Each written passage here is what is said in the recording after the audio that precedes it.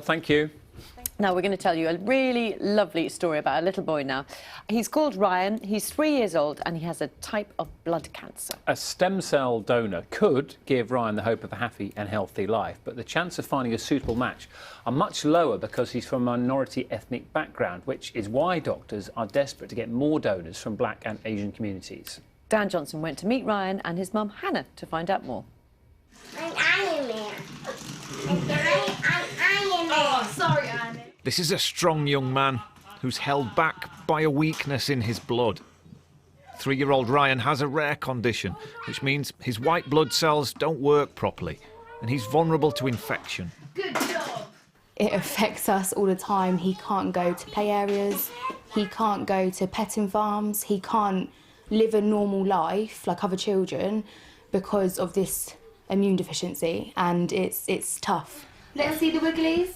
Ryan needs regular tests, and he's waiting for a stem cell donation. But finding the right match is really difficult. It's like waiting every day if you're going to get that phone call to get that match. A part of me feels like, what if he don't get the transplant and the match? Hold on, we got a situation. What life will he live? It will be consistent hospitals, treatments and panics. Yeah.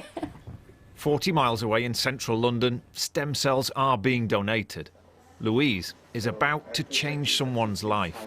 I definitely felt like when I signed up that somebody would need this from me.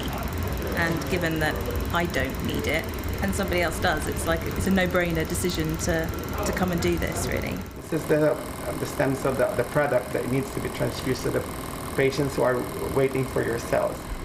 It's a bit like donating blood, and it takes around 4 hours to collect the stem cells that someone, somewhere desperately needs. This is last chance for patients who need stem cells. And yeah, that's hence why they call it day 0, their second birthday, because, you know, hopefully this works and they have a second chance at life. You could be saving somebody's life somewhere, somebody you never know.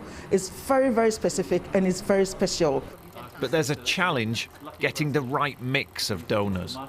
For those from ethnic minority communities, they only have a 20% chance of finding a match compared to, say, someone from a North European background who's got a 70% chance. So amongst generally people joining the register, we particularly need people from ethnic minority communities to increase their chances. So what would you say to anyone who's maybe thought about it, got some awareness, but hasn't done it yet? Sign up now. I mean, it will transform your life. You become a lifesaver in waiting, and if you're selected as a match or a potential match, then you have the opportunity to actually save a life. Are you ready? And that could make all the difference for Ryan. Definitely register, because you don't understand how it could affect someone's life and save their life.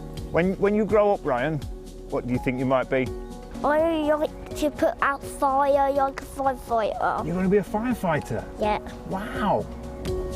But if he does get the transplant, how relieved I'd feel, you know, watching him grow up, not taking medicine every day, going and doing things with his friends and school and not having to worry. Oh, good shot. It'll be a massive change, you know, different life, completely different life. And I know every parent says it, but my child does deserve to have that better life. Oh, massive. That's big hit. Went miles. I was good at tennis. You are amazing. Dan Johnson, BBC News. What a lovely little boy. Our thanks to Hannah and Ryan for sharing their story, and very good luck, and here's hoping that somebody, you know, will one day be eligible to donate for him. Yeah, we'll keep following that story, and hopefully one day he'll end up with that wish of his and be a firefighter. It'd be lovely, wouldn't it? You are watching BBC Breakfast. It is 8:59.